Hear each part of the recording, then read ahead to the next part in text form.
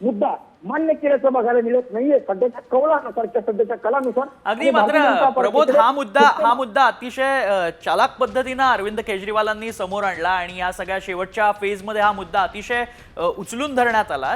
Divert झालं कुठेतरी. भाजप आणि काँग्रेस दोघंही स्वतःचे मुद्दे विसरले आणि त्यांनी अरविंद केजरीवालांवरती पुन्हा टीका करण्याचं सुरू केलं, असं देखील चित्र पाहायला मिळालं.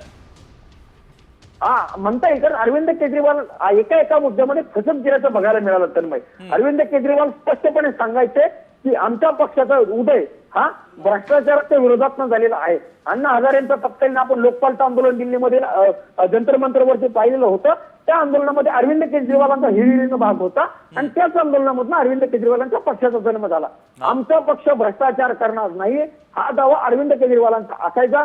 मात्र दिल्ली दारू घोटाळ्यामध्ये अरविंद केजरीवाल यांच्यासह त्यांच्या सरकारमधील साधारणतः अर्धा डझन नेते जे आहेत ते जेलवारी भोगून आलेले होते. त्यामुळं भ्रष्टाचाराचा मुद्दा अरविंद केजरीवाल सोडवण्यामध्ये किंवा भ्रष्टाचाराच्या मुद्द्यावरती अरविंद केजरीवाल सपशेल अपयशी ठरले असा भारतीय जनता पार्टीचा आरोप होता. ते कुठेतरी सिद्ध झाला असताना आपल्याला बघायला मिळते. अरविंद केजरीवालांना भ्रष्टाचाराच्या मुद्द्यावरनं डिफेंड करता आलं नाही. त्यांना दिल्ली दारू घोटाळ्यामध्ये आम्ही भ्रष्टाचार केला नाही हे जरी ते सांगत असतील तर जनतेला पटवून देण्यामध्ये मात्र ते अपयशी ठरले हे आपल्याला सांगावं लागेल. तुम्ही त्यानंतर यमुनेच्या पाण्याचा मुद्दा आपण मग अशी चर्चा केली, तसं यमुनेच्या पाण्याच्या मुद्द्यावर देखील त्याला पद्धतीने खेळ केले आणखी 5 वर्ष मला द्या असे अरविंद केजरीवाल म्हणाले. मात्र जनतेने हाच प्रश्न विचारला की 10 वर्षांपूर्वी देखील तुम्ही सांगितलेलं होतं की 2025च्या निवडणुकीपूर्वी यमुनेचं पाणी स्वच्छ केलेलं असेल तो मुद्दा सोडलेला असेल, पण तोही मुद्दा अरविंद केजरीवालांना सोडवता आलेला नाही. अरविंद केजरीवालांना फक्त फ्रीबीज रेवडी योजना ज्या आहेत त्यांच्या म्हणजे लाईट पाणी या 2 योजनेच्या अनुषंगाने अरविंद केजरीवालांनी प्रचार केला. त्याच योजना अरविंद केजरीवाल वारंवार दिल्लीच्या प्रचारामध्ये सांगत होते. त्यामुळे हे 2 मुद्दे सोडतात. दुसरे मुद्दे अरविंद केजरीवालांकडे प्रचारामध्ये कुठले फारसे दिसले नाहीत आणि भ्रष्टाचाराचा मुद्दा जो भाजपनं लावून धरला त्या मुद्द्याचा तोटा अरविंद केजरीवालांच्या पक्षाला अगदी प्रमोद आपण खरं मगासपासून चर्चा करतोय की अरविंद केजरीवाल भाजप किंवा काँग्रेस आणि आप याबद्दल चर्चा झालीच. मात्र आपल्याला विसरून चालणार नाही दादा सुद्धा अजित पवारांचा पक्ष सुद्धा या निवडणुकांमध्ये आहे. 30 जागा लढवतोय. काय सध्या चित्र काय आहे किंवा त्या संदर्भात काय हवा आहे दिल्लीमध्ये? आम्ही थोडं अपडेट करतो. तर 30 जागांची घोषणा अजित पवारांच्या पक्षाने केलेली होती. मात्र 23 उमेदवार अजित पवारांच्या पक्षाचे निवडणुकीच्या रिंगणात आहेत. सध्याचे अजित पवारांच्या पक्षाकडनं मोठे नेते जे आहेत ते प्रचारात आलेले नव्हते हेही सांगितलं पाहिजे. बोललं जात होतं की अजित पवार स्वतः दिल्लीमध्ये येतील आणि त्यांच्या पक्षाचा प्रचार करतील. मात्र अजित पवार हे प्रचारामध्ये आले नाहीत. त्यांच्या पक्षाच्या वतीनं प्रफुल्ल पटेल यांनीच फक्त प्रचार केलेला होता.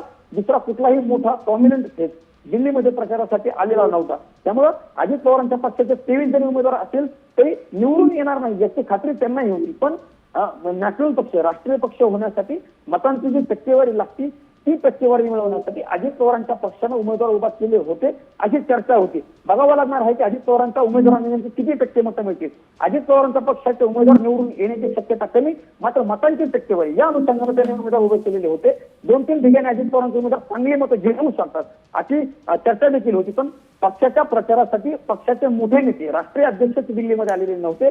त्यामुळं राष्ट्रवादी पक्ष हा या लढतीमध्ये येईल असं तेव्हाही वाटत नव्हतं. आता पक्षाचा मतदार किती टक्के मतं पक्षाला मिळतात याचीच फक्त उत्सुकता आहे. निवडून येण्याची शक्यता सध्या तरी कमी वाटते.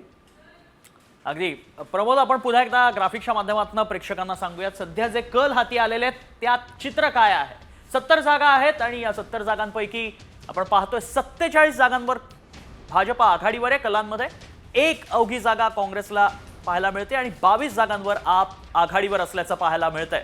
70 जागांचं हे गणित आपल्या समोर आपण पाहतोय. 47 जागा भाजप, 1 जागा अवघी काँग्रेस आणि 22 जागा आपच्या. त्यामुळे आप पिछाडीवर पडतंय आणि भाजपनं जोरदार मुसंडी मारली आहे दिल्लीमध्ये. 47 जागांवरती सध्या भाजप आघाडीवर आहे. कलांमध्ये आपण पाहतोय ही चित्र आहे. त्यामुळे 27 वर्षांची प्रतीक्षा संपून भाजपचा मुख्यमंत्री दिल्ली विधानसभा काबीज करताना पाहायला मिळतोय. सध्याचे हे कल आहेत. ईव्हीएम मशीन वोटिंगला काउंट करायला सुरुवात झालेली पाहायला मिळते. मात्र हे कल सध्या समोर आलेत त्यात भाजपने मुसंडी मारली आहे.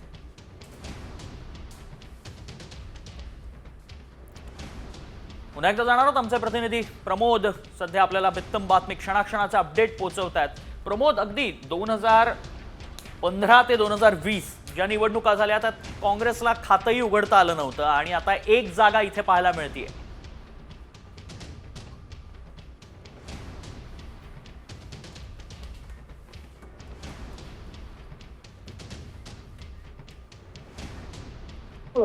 काँग्रेस पक्षाला पुन्हा आपला मतदार आपल्या बाजूने वळवण्यात